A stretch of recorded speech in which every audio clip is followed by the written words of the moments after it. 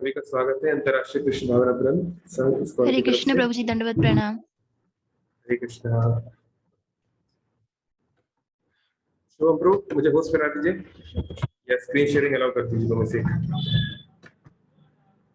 Screen sharing allow कर दीजिए। तो आज हम भगवत गीता के दूसरे अध्याय का तीसरा श्लोक चर्चा करेंगे। लास्ट वीक हमने भगवत गीता के पहले 2 श्लोकों को देखा था।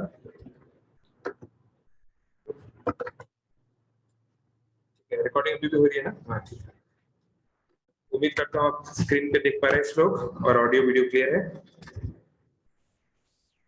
मंगलाचरण से शुरू करते हैं। उमज्ञान्तिमिरान्धस्य ज्ञानञ्जनशलाकया चक्षुरुन्मिलितं येन तस्मै श्रीगुरवे नमः। नमो विष्णुपादाय कृष्णपृष्ठाय भूतले श्रीमते भक्तिवेदान्त स्वामिनिति नामिने। नमस्ते सारस्वती देवे गौरवाणी प्रचारिणे निर्विशेष शून्यवादी पाश्चात्य देशतारिणे वाञ्छाकल्पतरुभ्यश्च कृपा सिन्धुभैव च पतितानां पावनेभ्यो वैष्णवेभ्यो नमो नमः। जय श्री कृष्ण चैतन्य प्रभु नित्यानंद श्री अद्वैत गदाधर श्रीवासादि गौर भक्त वृंद।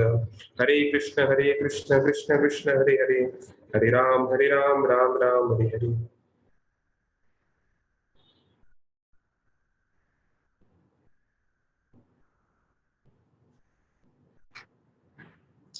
हरे कृष्ण।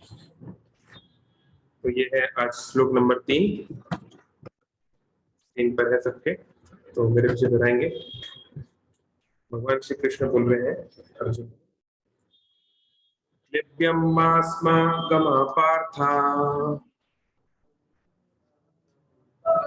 नैतत्त्वयि उपपद्यते क्षुद्रं हृदये दौर्बल्यं त्यक्त्वोत्तिष्ठ परन्तप।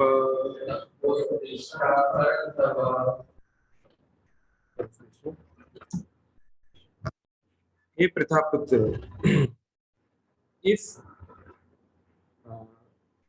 गिराने वाली दुर्बलता पे के कारण अपने आप को गिराओ मत।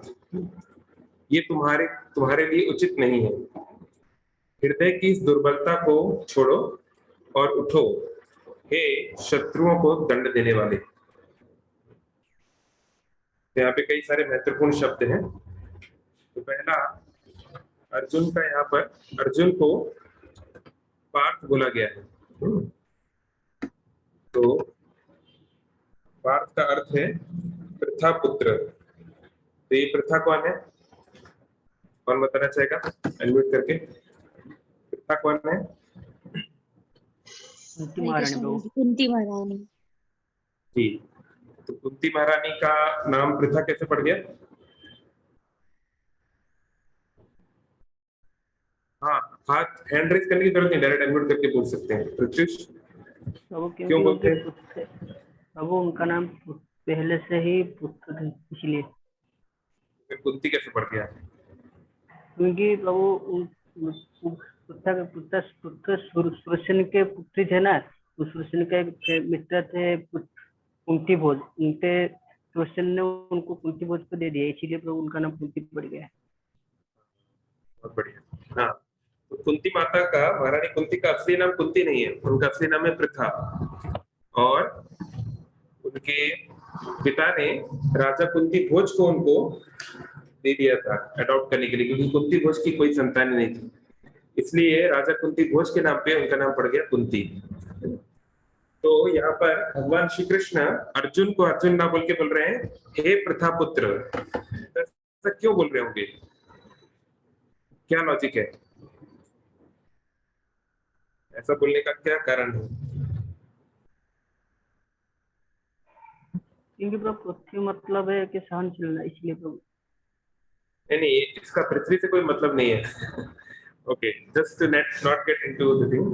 पृथ्वी जो शब्द है ये आता है पृथु शब्द से। सतयुग में एक महान राजा थे जो भगवान विष्णु के अवतार थे, शक्तविश अवतार, जिनका नाम था महाराजा पृथु। तो महाराजा पृथु के नाम पे इस पृथ्वी को, इस ग्रह को पृथ्वी बोला जाता है, क्योंकि उन्होंने इस ग्रह को सिस्टमैटिक बनाया। केवल जंगल ही जंगल थे, तो जंगल काट कर फर्टाइल लैंड, है ना, खेती योग्य भूमि, नगरों के लिए स्थान, ये सब बनाया। नहीं तो हम सब बंदर की तरह रह रहे होते, है ना। तो इसलिए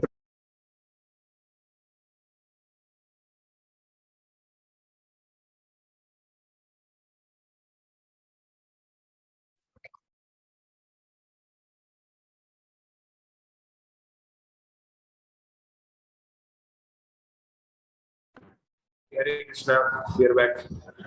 कुछ प्रॉब्लम हो गया कुछ? हाँ, तो पृथु महाराज के ने क्योंकि इस ग्रह को सिस्टमेटिकली बसाया, इसलिए उनको पृथ्वी कहते हैं।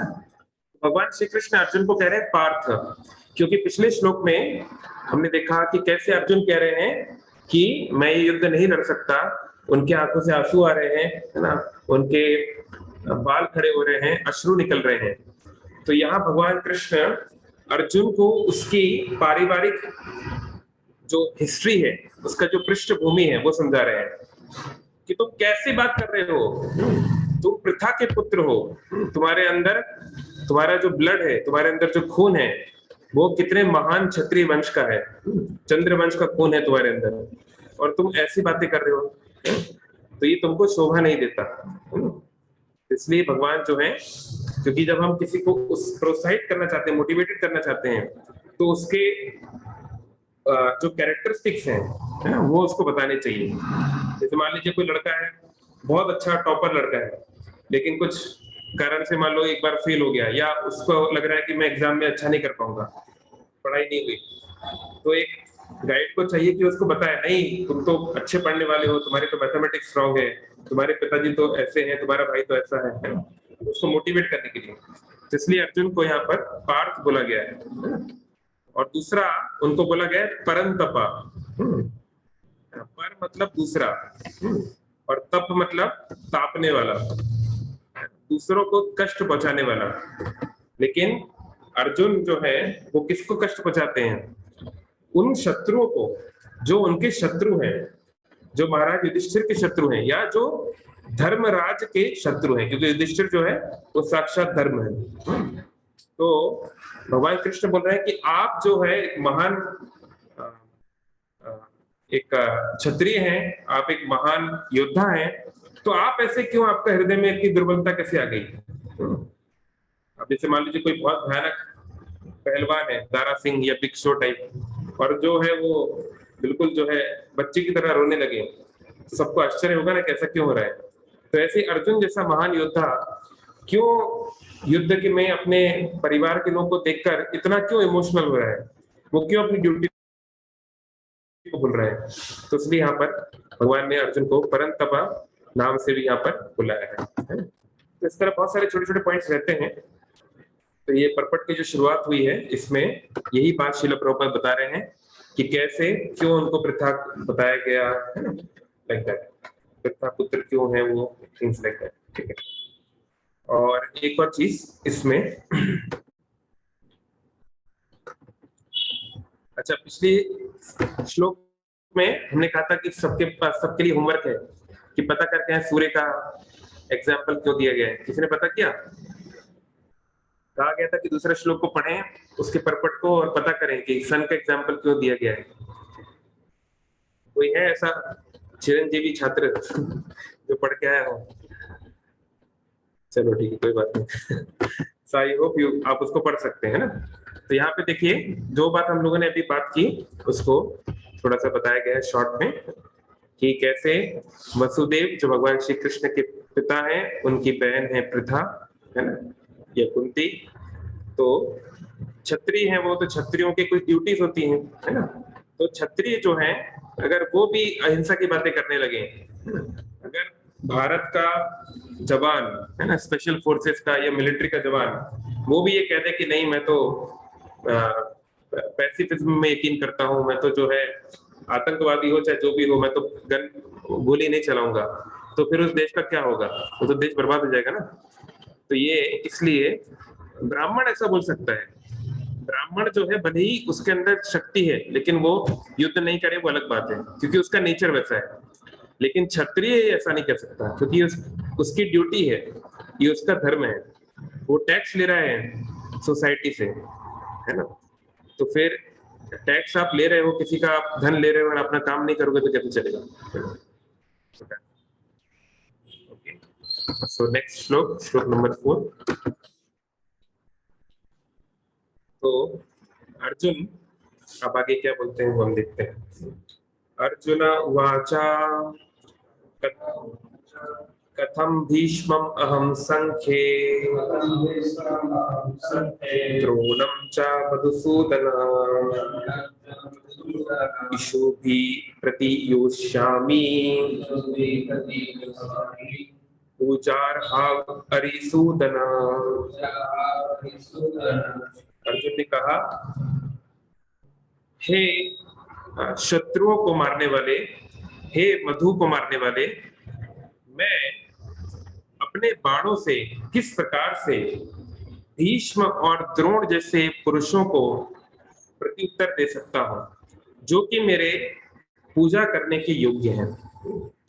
तो यहाँ फिर से भगवान श्री कृष्ण को कृष्ण ना बोल के अर्जुन ने दो शब्दों का प्रयोग किया है ना। तो यहाँ सब एक एक शब्द जो है इसके पीछे बहुत रीजन होता है क्यों अर्जुन यहाँ पे कृष्ण को कृष्ण नहीं बोल रहे हैं। तो पहले वो बोल रहे हैं मधुसूदन और दूसरा बोल रहे हैं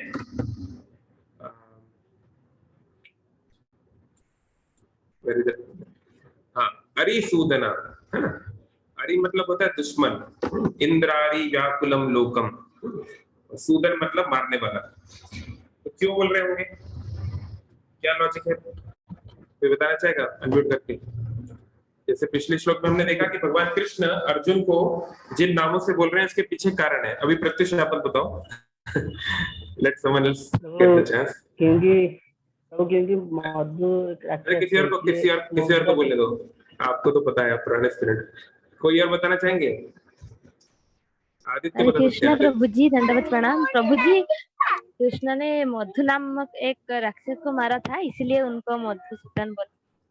वो तो ठीक है, बट यहाँ पे क्यों बोल रहे हैं मधुसूदन, वो शब्द का प्रयोग क्यों कर रहे हैं? वो तो आपने सही बताया कि इसका मीनिंग क्या है, बट क्यों अभी वो बोलने की क्या जरूरत है? हरे कृष्ण प्रभु जी दंडवत प्रणाम। अब इसलिए बोला है कि जो अर्जुन के अंदर जो शत्रु हैं, जो कमजोरी है, उनको मार पाए वो। जी जी जी, बहुत धन्यवाद। यस, क्योंकि मधु जो है बहुत महान शक्तिशाली असुर था। मधु कैटभ दो मारे, पिछली बार हमने चर्चा किया था कि भगवान ने हयग्रीव अवतार में मधु कैटभ को मारा था, है ना। और ब्रह्मा जी भी परेशान हो गए थे, इनको कैसे, ये मधु कैटभ जो है वेद लेकर भाग गए थे, तो कैसे इनको अब निपटाया जाए। तो भगवान जो है मधु और कैटभ को मारे थे। तो ऐसे जो भगवान कृष्ण जो है बड़े से बड़े असुर, बड़े से बड़ी जो राक्षसी प्रवृत्ति है उसको उन्होंने समाप्त किया है पहले। तो इसलिए अर्जुन इनडायरेक्टली भगवान कृष्ण को कह रहे हैं कि जैसे आपने मधु को मारा था, ऐसे ही अब मेरे अंदर ये जो डाउट भर गया है, मेरे अंदर जो संशय है कि जो मेरे पूजनीय है उसको मैं कैसे मार दूं, है ना। एक्चुअली अर्जुन जो है बिल्कुल अपनी जगह पे सही है। एक सामान्य जीव, अगर मान लीजिए कोई मुझे बोलेगा कि अपने पिता को गोली मार दो, तो क्या हम लोग मार पाएंगे, भले ही पिता ने कुछ भी किया हो। और यहाँ तो द्रोण और भीष्म ने डायरेक्टली कुछ गड़बड़ नहीं किया था। ऐसा नहीं कि भीष्म और द्रोण कोई गैर कानूनी काम किए थे, बस वो एक गलत साइड में थे, गलत कैंप में थे, है ना।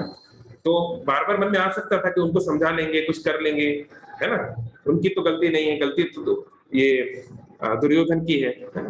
तो इसलिए इतना आसान नहीं है कि जिनको, अर्जुन का बात बिल्कुल सही है कि जो मेरे पूजा के योग्य हैं, मेरे गुरु हैं, मेरे पितामह हैं, उनको मैं कैसे मार दूं। और दूसरा पॉइंट कोई बताना चाहेगा, इस लाइन में भी एक और सीक्रेट मैसेज है, अरिसूदना, ये कोई बताना चाहेगा क्यों अर्जुन जो है कृष्ण को अरिसूदना बोल रहे हैं? मधुसूदन का एक अलग कारण है, वो हमने डिस्कस कर लिया, माता जी ने बताया, हमने डिस्कस कर लिया। अरिसूदना क्यों बोल रहे हैं? हरे कृष्ण प्रभु जी। जी, और ये मतलब जो शत्रु को मारने वाला, ये तो अपना आदमी, अर्जुन को बोलना है तो अपना आदमी है, तो उसको कैसे मार, तो वो संशय है, इसलिए अरिसूदन को बुलाया जाए। सही बोल रहे हैं सुब्रत प्रभु जी, लेकिन एक और फाइन पॉइंट इसमें रह गया, एक और चीज रह गई।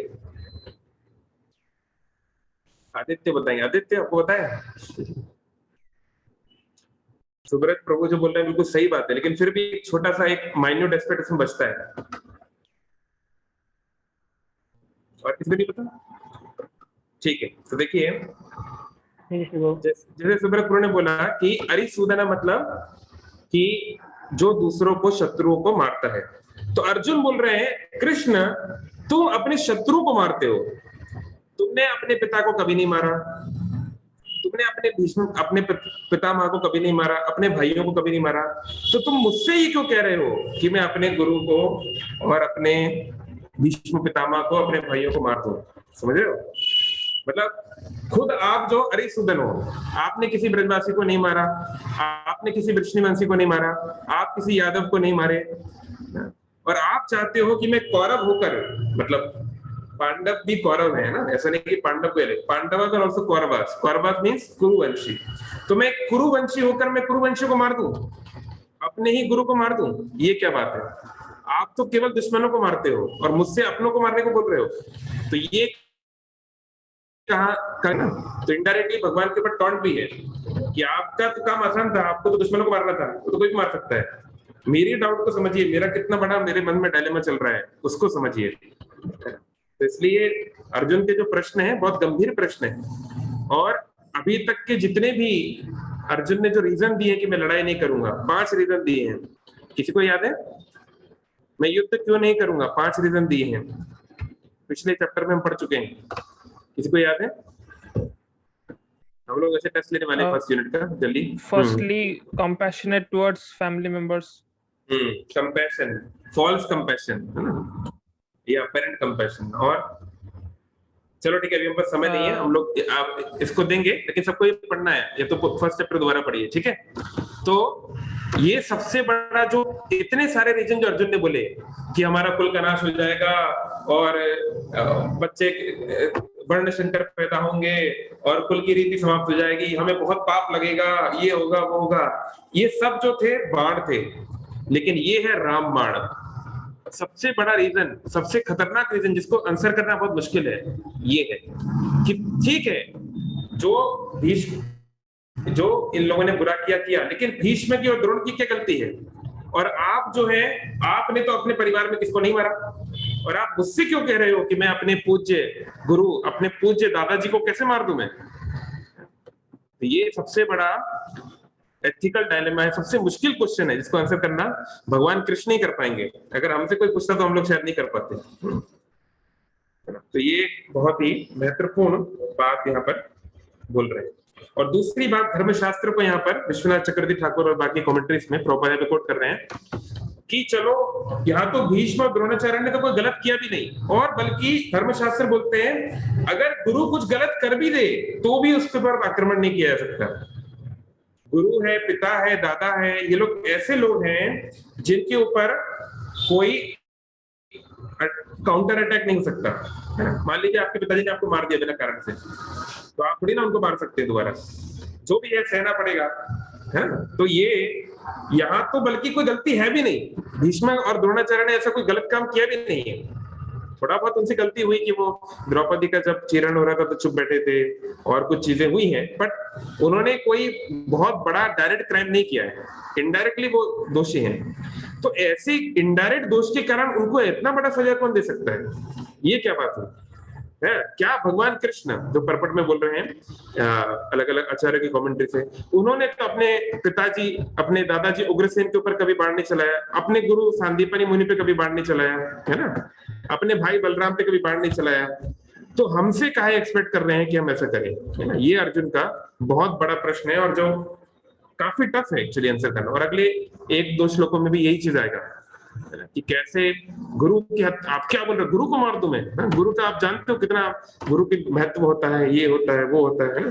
तो इस प्रकार से, क्योंकि ये जानबूझ के अर्जुन ऐसे प्रश्न पूछ रहे हैं ताकि हमारे जीवन का बड़े से बड़ा डाउट, भाई इससे बड़ा जीवन में कष्ट क्या हो सकता है कि आपको अपने ही पिता, दादा, गुरु को मारने का आप मजबूर हो, इससे बढ़ के मजबूरी दुनिया में क्या हो सकती है ना? तो इतनी मजबूर स्थिति में भी कैसे धर्म का पालन होना चाहिए, कैसे भक्ति की जानी चाहिए, ये भगवान इसके लिए पृष्ठभूमि तैयार कर रहे हैं। ठीक है, तो आगे आगे वाले श्लोक जो है हम कल देखेंगे। किसी का कोई कमेंट हो, कोई क्वेश्चन हो इस पर्टिकुलर 2 श्लोकों पे जो हमने चर्चा किया आज? इस पे कमेंट्री है श्रील विश्वनाथ चक्रवर्ती ठाकुर और बलदेव विद्याभूषण की, उसको भी हम लोग कल देखेंगे। मोस्ट पॉइंट हमने देख लिए, फिर भी एक दो तो कोई कुछ कहना चाहता हो, ऐड करना चाहता हो, वेलकम इन पॉइंट्स पर, है ना। और मॉडर्न लाइफ में भी होते हैं, जैसे अभी प्रश्न इस तरह के उठते हैं आज भी, है ना? अभी जैसे यूक्रेन रशिया वॉर चल रहा है, तो क्या अगर आप कोई कुछ तो बोल रहे हैं बट आवाज नहीं आ रही अच्छी तरह। हाँ, तो मान लीजिए आपके देश के ऊपर कोई न्यूक्लियर अटैक करने की धमकी दे रहा है, तो आप क्या करोगे? अगर आप अमेरिका की जगह होते और आपके ऊपर पहले अटैक हुआ पर्ल हार्बर पर, और जापान से आप 2 साल से युद्ध लड़ रहे हैं और आपकी पोजीशन मजबूत है लेकिन वो हार नहीं मान रहे हैं, तो क्या आप युद्ध को समाप्त करने के लिए न्यूक्लियर बम गिराते? तो बहुत सारे बड़े बड़े डायलेमा से लेके छोटा छोटा डायलेमा, है ना। छोटा डायलेमा की माँ और पत्नी में लड़ाई हो गई, तो माँ कुछ बोल रही है, पत्नी क्या बोल रही है, तो किसका? तो छोटे से लेके बड़े सारे जो डायलेमास होते हैं, उसमें अगर हम अर्जुन की भावना को समझ जाएं कि हमको वो करना है जो कृष्ण को पसंद होगा, बाकी दुनिया भले में क्रिटिसाइज करे, हमें बुरा माने, फलाना दिखाना जो भी है, इमीडिएटली हमको बहुत दुख झेलना पड़े, लेकिन लॉन्ग टर्म में वही हैप्पीनेस उससे मिलेगी। वो चॉइस हमको लेना चाहिए जिससे कृष्ण प्रसन्न हो, और उसको जानने के लिए we need a guru, we need shastras, we need, है ना, help to understand what Krishna wants in a certain situation. चलिए, और किसी का कुछ कमेंट, कुछ बोलना चाहते हैं? प्रभु जी मुझे, हरे कृष्ण प्रभु जी, मुझे कुछ पूछना था जी। जो हमारे जो वैदिक लिटरेचर में तो ये मेंशन किया गया है कि अगर कोई एग्रेसर है और जिस तरह से इफ ही गिव्स पॉइजन और ही बर्न्स द हाउस और सीजर्स the property of someone else और अटैक्स यू विद वेपन, इन सारे 6 केसेस में हम अगर उस व्यक्ति की हत्या भी कर देते हैं तो हमें इसका सिंफुल रिएक्शन नहीं लगेगा। तो प्रभु जी ये तो कोई भाई के बीच में अगर झगड़ा हो रहा है लैंड डिस्प्यूट के तो होकर, आपको एक ने मेरे में कब्जा। हाँ, सुबह देखो, इनको आतताई बोलते हैं, है ना, मतलब अत्यधिक ताप देने वाले, बहुत दुख देने वाले लोग। लेकिन जैसे मैंने कहा, आतताई को दंड देने का अधिकार बाय डिफॉल्ट क्षत्रिय का है, क्षत्रिय को दंड देना चाहिए। और मॉडर्न क्षत्रिय मतलब, वैसे क्षत्रिय तो नहीं है, फिर भी गवर्नमेंट या जुडिशियल सिस्टम या पुलिस या आर्मी, उनको देना चाहिए। आपको कानून अपने हाथ में नहीं लेना चाहिए, है ना।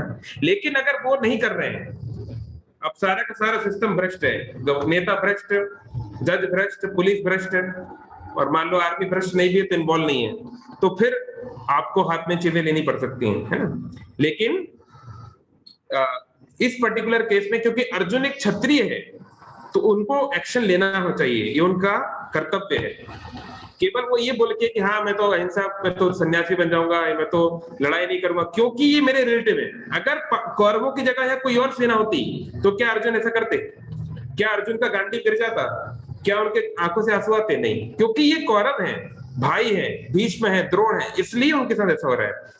तो ये तो अटैचमेंट के कारण वो अपनी ड्यूटी छोड़ रहे हैं, है ना, और कोई कारण से नहीं। तो ये जो रीजंस बताए गए शास्त्रों में, ये है कि हाँ, जो व्यक्ति इस प्रकार का पाप करेगा, उसके एक तो हम सेल्फ डिफेंस में उसकी अगर लाइफ भी लेते हैं कोई बात नहीं।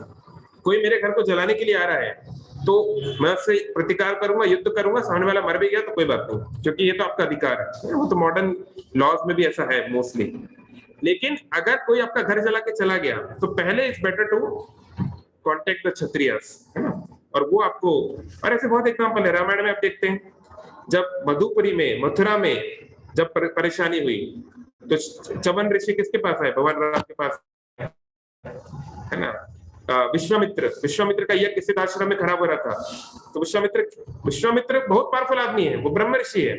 ये तारका वारका तो ऐसे मच्छरों की तरह उड़ा सकते हैं उनको, लेकिन क्योंकि वो ब्राह्मण है, वो खुद हाथ में अपने कानून नहीं लेना चाहते, है ना। इट्स लाइक कि कोई बहुत बड़ा मतलब सपोज फाइटर है, उसको गन वन चलाना अच्छी तरह आता है, वो खुद भी जाके मार सकता है, लेकिन वो चाहता है पुलिस मारे, है ना। पुलिस अपना काम करे। तो पहले सही बात है, पुलिस को मौका देना चाहिए, लेकिन अगर दे फेल तो फिर अपने हाथ में भी चीजें लेनी पड़ेंगी, है ना। तो ऐसा होता तो है, समय के साथ हम देखते हैं कई वो बार। आता था ही, थोड़ा सा एक बार बता दीजिए ना, आता था ही समझ में नहीं आया वो। मतलब एक्सट्रीम, है ना, जैसे हिंदी में शब्द है ना अति, और दूसरे को एक्सट्रीम दुख देने वाला। अब जैसे मान लीजिए कोई आया मेरे घर में चोरी करके चला गया, तो वो भी दुख दे रहा है, बट उसकी सजा मौत नहीं है, उसकी सजा कुछ और है। लेकिन कोई मर्डर कर रहा है, रेप कर रहा है ना, गांव के गांव जला रहा है, शहर के शहर जला रहा है, तो ये दीज आर एक्सट्रीम क्राइम्स, तो इसकी सजा जो है कैपिटल पनिशमेंट है। तो क्राइम्स तो बहुत लेवल के होते हैं, लेकिन जो बहुत एक्सट्रीम, जिसमें बिल्कुल मर्सीलेसली दूसरे को दुख पहुंचाया गया है, उसके लिए सजा है सजाए मौत। तो अगर आप जो बोल रहे हैं दो बहन भाई में या दो भाइयों में जमीन को लेके विवाद है, तो उसके लिए एक दूसरे को मारना नहीं है, आप अथॉरिटी के पास जाइए, क्षत्रियों के पास यानी गवर्नमेंट के पास जाइए, जुडिशरी के पास जाइए, उनसे सॉल्व करवाइए। ये नहीं कि भैया इन्होंने हमारा प्लॉट ले लिया इसलिए हम इनको गोली मार देंगे, it doesn't work like this, है ना। So we have to see it in the proper context also. Okay, bro. Adolf Hitler. I hope he is not the real Adolf Hitler. I am a vegetarian and I want everyone to be vegetarian. Can it be possible? People say that soul become happy consuming non-veg. Can we have argument with them? इनका कहना है कि मैं vegetarian हूँ, मैं चाहता हूँ सारी दुनिया वेजिटेरियन बन जाए। आपकी बहुत अच्छी सोच है, पर ये हो नहीं सकता, ये प्रैक्टिकल नहीं है ना। दुनिया में विष्णु पुराण बोलती है हमेशा आसुरिक और देवी प्रवृत्ति के लोग हमेशा रहेंगे, सत्युग में भी थे। ऐसा नहीं कि सत्युग में सब लोग वेजिटेरियन थे, ऐसा बिल्कुल भी नहीं है ना। बहुत सारे क्षत्रिय जो थे वो नॉनवेज खाते थे, बहुत सारे क्षत्रिय नहीं भी खाते थे, Brahmins of course generally vegetarian थे। तो आपका बहुत अच्छा विचार है, आपको जान की खुशी होगी कि वीगन मूवमेंट जो है अब तेजी से आगे बढ़ रहा है। अमेरिका में 3 करोड़ से ज्यादा लोग वीगन बन चुके हैं, आउट ऑफ 35 करोड़ जो पॉपुलेशन है अमेरिका की, 3 करोड़ अप्रोक्सीमेट अब वीगन बन चुके हैं, है ना। तो दैट्स अ बिग थिंग, मतलब 10% अमेरिकी वीगन है ना। तो इस तरह के जो मूवमेंट्स हैं डायरेक्टली इनडायरेक्टली ये हेल्प करेंगे एनिमल क्रूरल्टी को कम करने में, है ना। कायदे से जो बुद्धिस्ट होते हैं उनको भी वेजिटेरियन होना चाहिए। अभी बहुत सारे लोग बुद्धिस्ट बन गए कुछ दिनों पहले दिल्ली में, 10,000 लोग, तो उनको वेजिटेरियन बनना चाहिए। उनके जो बहुत सारे 22 संकल्प थे उसमें एक संकल्प ये भी होना चाहिए था कि हम भैया नॉन वेज नहीं खाएंगे, पर वो संकल्प गायब हो गया पता नहीं कहां से, क्योंकि वो तो मेन पॉइंट था भगवान बुद्ध का, है ना। उस पॉइंट पे तो चर्चा नहीं हुई, बाकी बहुत सारी चर्चाएं हुई दुनिया जान के, यानी वे पॉलिटिकल बातें हैं। तो कहने का तात्पर्य, बट अनफॉर्चुनेटली सभी लोग वेजिटेरियन बन जाए ये नहीं हो पाएगा। आपकी सोच अच्छी है बट ये प्रैक्टिकल नहीं है। कुछ लोग हमेशा रहेंगे जो आसुरी प्रवृत्ति के रहेंगे, तो इसलिए जितना हो सके उतने लोगों को हमें समझाना चाहिए कि शाकाहारी भोजन किस तरह लाभकारी है। लेकिन केवल शाकाहारी होना सब कुछ नहीं, प्रयास करना चाहिए कि कैसे हम जो कुछ भी खाएं भगवान को समर्पित करके प्रसाद के रूप में खाएं, वो तो श्रेष्ठ है, वो ही बेस्ट है। तो धीरे धीरे बट सब प्रकार के लोग रहेंगे, तो इसलिए जितना हो सके something is better than nothing, है ना, हमें प्रयास करना है जितने लोग को हम समझा सके।